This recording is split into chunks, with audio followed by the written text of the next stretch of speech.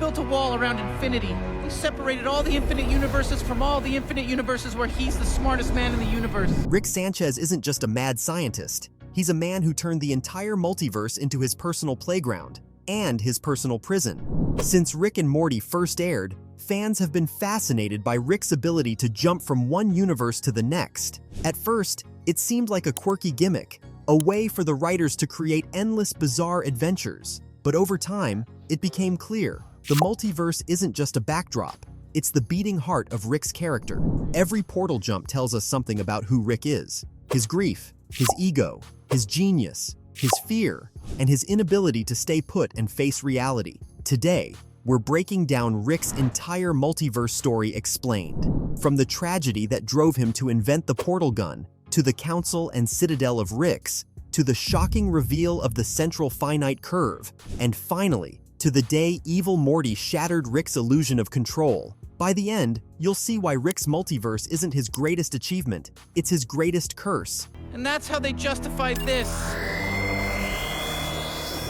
Morty, I'm not responsible for every Rick out there. The origin of Rick's multiverse obsession. To understand Rick's journey through the multiverse, we need to start with his origin story. In Season 3, Episode 1, The Rick Shank Redemption, we see what appears to be a flashback of Rick losing his wife, Diane, and his young daughter Beth in an explosion caused by a prototype portal gun. Whether that memory is fabricated or not, the emotional weight is undeniable. This tragedy explains Rick's obsession with the multiverse. He didn't just want to travel for fun, he wanted to escape. Escape from his pain, escape from the finality of death, escape from a world where his family was gone. When Rick invents the portal gun, he gains the ultimate coping mechanism.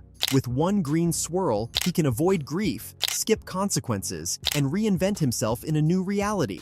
But here's the catch. He also loses the ability to commit to any one life. Rick himself once told Morty, "Don't think about it, Morty. You don't want to know what it's like to see everything you've ever cared about get destroyed over and over again."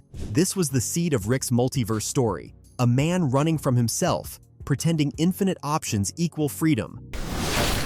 It's a trap! Abort! I'm still in his Shoney's. Repeat, we never left his Shoney! Rick's first multiverse jumps. At first, Rick's portal gun gave him limitless freedom. Why stay in a world where you mess up, when you can hop to one where you didn't? But the earliest episodes show us the devastating consequences. The most infamous is Rick Potion number 9 from Season 1. Morty wants a love potion to win over Jessica.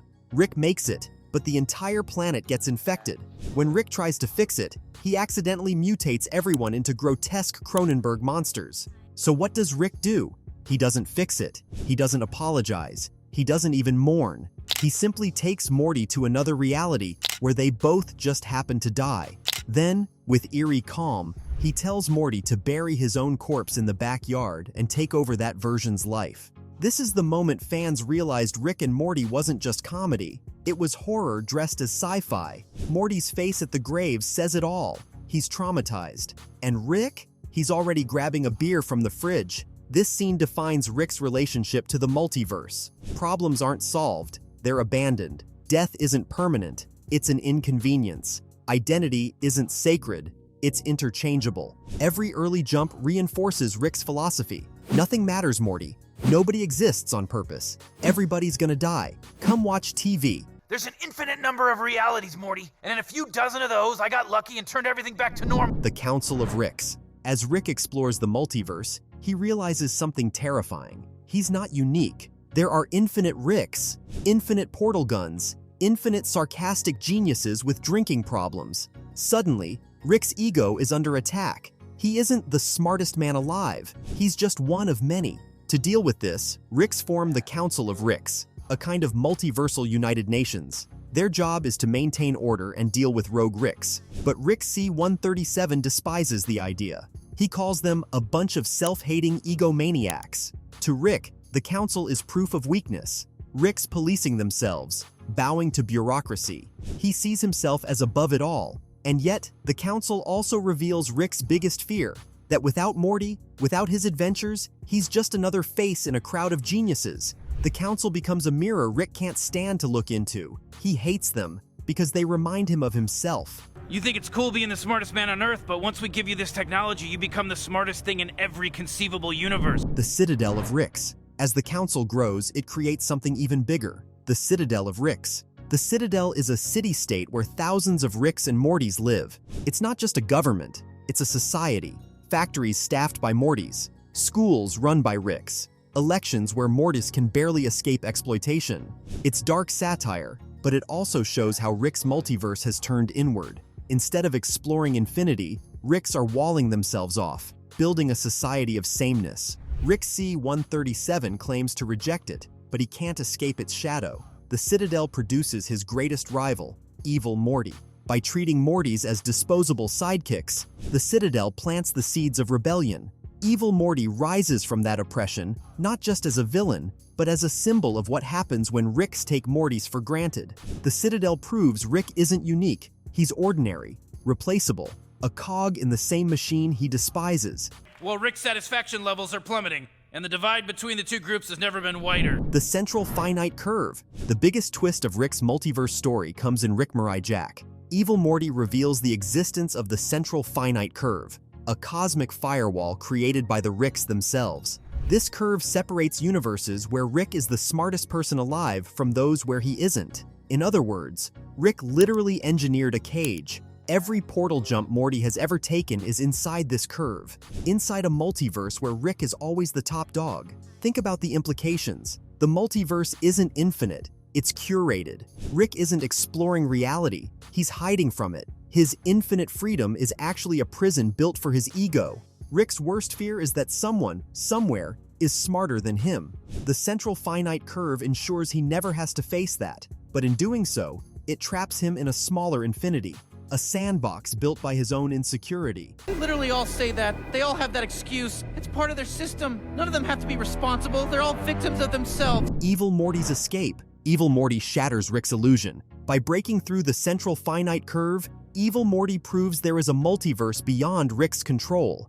He walks into true infinity, a place where Rick might not matter at all. Evil Morty's motivations aren't about revenge or domination. He doesn't want to kill Rick. He wants freedom from Rick. He wants to escape a reality where every path leads back to a bitter old man with a portal gun. This is the ultimate insult to Rick. Someone finally beat him at his own game. Someone outsmarted the smartest man alive. And worse, Morty did it. Now you're Evil Morty too. Sooner or later we all are.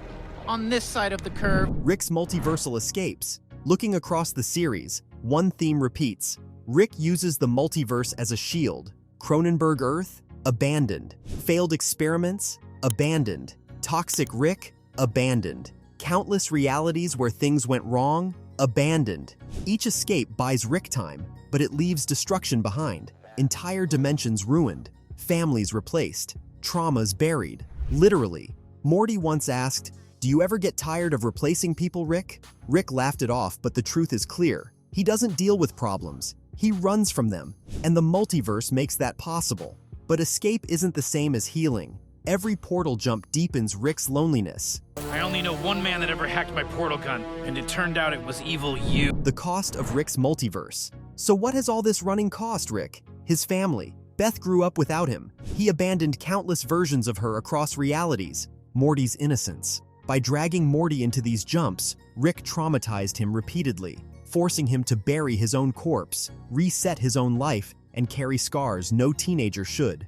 And Rick's own soul. Every dimension jump distances Rick from meaning. Why care about one life when you can always skip to the next? Rick thought the multiverse would give him freedom. Instead, it gave him emptiness. They had to wear helmets. I do child-proofing stuff while you're asleep. Why don't you child-proof Dad? Ah, great reminder. Wait. Time to get Jerry.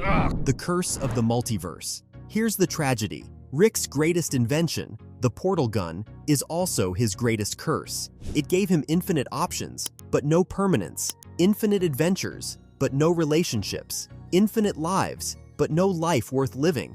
Rick isn't conquering the multiverse. He's trapped by it. As Evil Morty proved, the true multiverse is out there. One where Rick isn't guaranteed to be the smartest, the most important, or the center of attention. But Rick refuses to face it. He'd rather be king of a cage than a speck in infinity. Active in the community, what do? You eat our food and make gadgets. Bye-bye. So when we talk about Rick's entire multiverse story, it's not just science fiction, it's tragedy. a man who built infinity just to avoid facing his own pain. The multiverse isn't Rick's escape, it's his prison. And the real question is, will he ever stop running? Or is Rick doomed to keep opening portals until there's nowhere left to go? If you enjoyed this deep dive, make sure to like and subscribe, because next time, we're covering more juicy details about Rick and Morty. He made us all take a look at what we were doing, and in the bargain, he got a taste of real freedom.